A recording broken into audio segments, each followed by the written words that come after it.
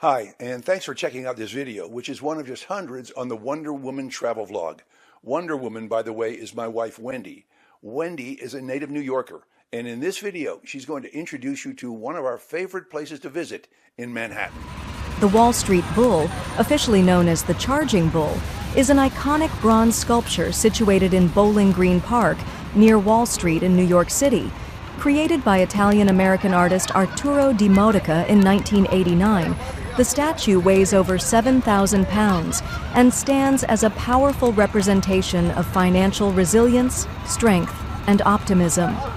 Di Modica installed the bull overnight as a guerrilla art piece following the 1987 stock market crash, aiming to inspire confidence and hope amid economic uncertainty.